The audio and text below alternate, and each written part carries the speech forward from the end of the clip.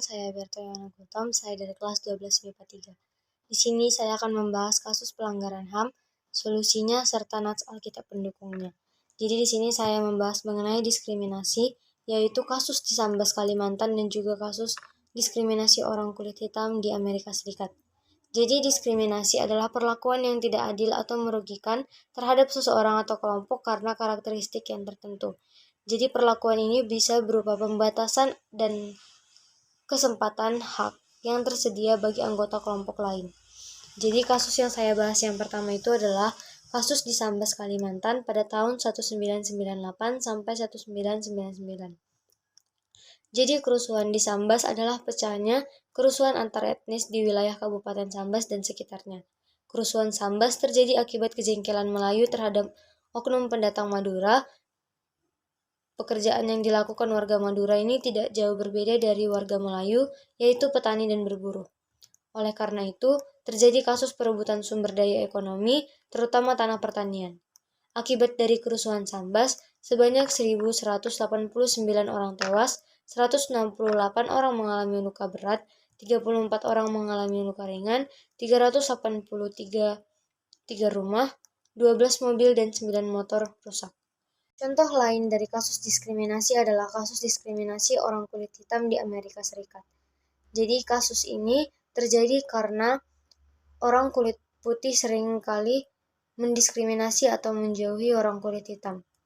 Jadi orang kulit putih di Amerika Serikat sulit untuk mengasimilasi orang kulit hitam, karena pada awal kedatangannya, orang kulit hitam hanya sebagai budak pekerja, sehingga terbentuk pola pikir mengenai orang kulit hitam sebagai warga negara kelas 2 yang menjadi sebuah stereotip dalam pemikiran stratifikasi sosial di Amerika Serikat.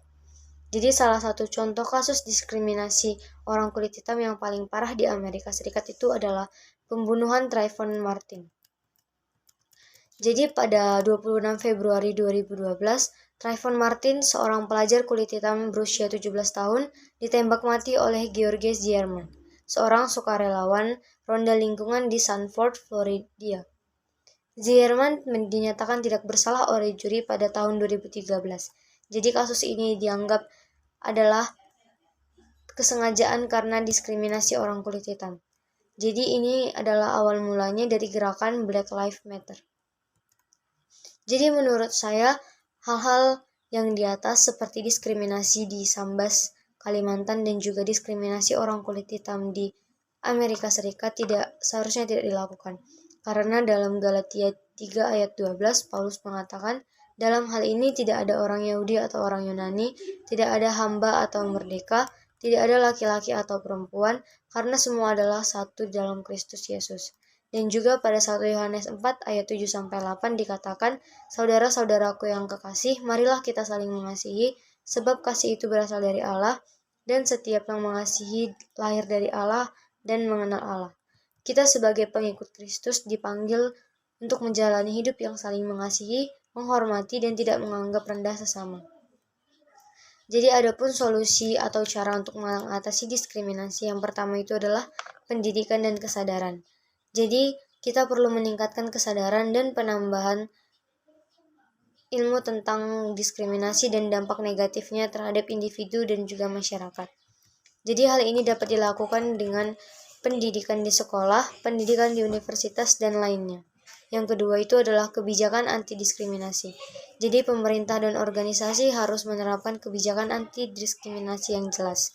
Ini termasuk tentang diskriminasi berdasarkan ras, gender, agama, usia, disabilitas, dan karakteristik yang lainnya. Kemudian yang ketiga itu adalah perlindungan hukum. Jadi menerapkan dan menegakkan hukum yang melindungi individu dari diskriminasi. Kemudian ada advokasi dan aksi sosial. Jadi ini mendorong advokasi dan aksi sosial untuk mengatasi diskriminasi. Ini salah satu caranya itu adalah dengan proses protes, kampanye, dan gerakan sosial untuk mempromosikan kesetaraan dan juga keadilan. Jadi Alkitab pendukung dari melarangnya diskriminasi ini, yang pertama itu adalah Matius 22 ayat 39, kasihilah sesamamu seperti dirimu sendiri.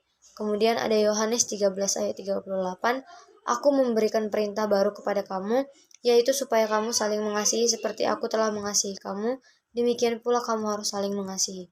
Kemudian ada pada Matius 7 ayat 1-2, janganlah kamu menghakimi supaya kamu tidak dihakimi, sebab dengan penghakiman yang kamu pakai untuk menghakimi, kamu akan dihakimi.